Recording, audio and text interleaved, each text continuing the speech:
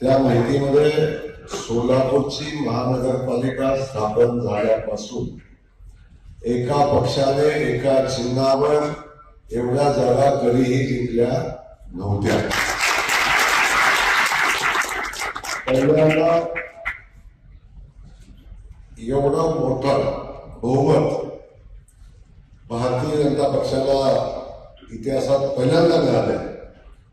मला वाटतं म्हणून आजची ही बैठक ऐतिहासिक आहे की ज्या दिवशी एका पक्षाचे एका वेळी 87 नगरसेवक एका बैठकीमध्ये उपस्थित आहेत. आता बोलता बोलता देवेंद्र म्हणाले की सभागृहामध्ये आवाज उठवायला लागेल. सुभाष बाबूंनी कामात सांगितलं कोणाच्या विरोधात आवाज उठवायला लागेल, ठीक आहे, पण तो कोणाच्या विरोधात आवाज उठवायचा हा प्रश्न आपल्या सगळ्यांच्या समोर आहे.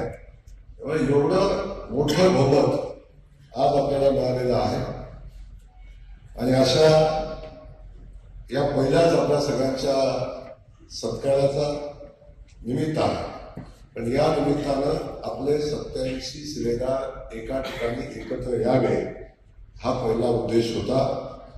आल्यानंतर आपला सगळ्यांचा सन्मान व्हावा हाही उद्देश होता. आमच्या या सोलापूरचं मूलभूत जे आहे ते प्राप्त होऊ शकतं. मूलभूत सुविधा सुद्धा ज्या आहेत त्या सर्व भारतीय जनता पक्षाकडून होऊ शकतात. म्हणून आता हा आपला विजय म्हणजे आपल्या डोक्यावरती खांद्यावरती खूप मोठं ओझं आहे आणि ते ओझं कमी करायची जबाबदारी आपल्या सर्वांची आहे आणि ती पार पाडावी.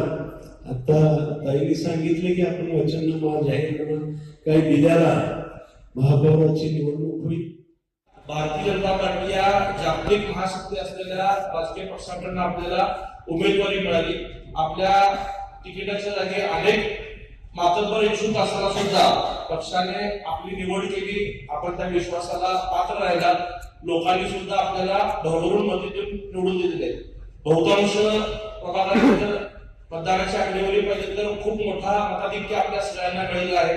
हा विश्वास मला वाटतं मुख्यमंत्री देवेंद्र फडणवीस साहेबांच्या कामावरचा विश्वास आहे. विशेषतः पालकमंत्री म्हणून जयकुमार गोरे भाऊ आपल्याला लाभल्यानंतर वर्षभरात जे काही कामं आपली पूर्ण झाली, मग ती विमान सेवेचं असेल, IT पार्कची मंजुरी असेल, समांतर पाईपलाईन पूर्ण असेल किंवा आता नव्याने 892 कोटी रुपये 4 महिन्यात मंजूर होऊन त्याचे टेंडर प्रक्रिया पूर्ण होणं असेल किंवा धुळमुक्त सोलापूरसाठी जयकुमार गोरे भाऊंनी केलेलं काम असेल. वर्षभरात सर्वाधिक वेळा ते सोलापूरला आले.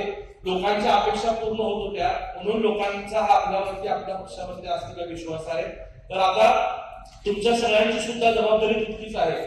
कारण का 87 इतक्या मोठ्या मॅन्डेटने निवडून येणं म्हणजे स्वाभाविक आहे. अपेक्षा सुद्धा लोकांच्या खूप आहेत. त्या पूर्ण करण्याची जबाबदारी पक्षासोबत किंवा नेतृत्वासोबत तुमच्या सर्वांची देखील आहे. आपल्या सगळ्या आमदारांना आपल्या पालकमंत्र्यांना आणि माननीय प्रदेश अध्यक्षांना कळवली जाईल आणि मग त्याचं तुम्हाला पुढे काही झालं तर त्याचं वाईट वाटून घेऊ नका. म्हणून आजच मी सगळ्यांना सांगते की आपण सगळ्यांनी पक्षाच्या आदेशाचं पालन करावं आणि तर आपण पक्ष आपला पुन्हा विचार करू शकतो ही बांधिलकी आपण जपावी.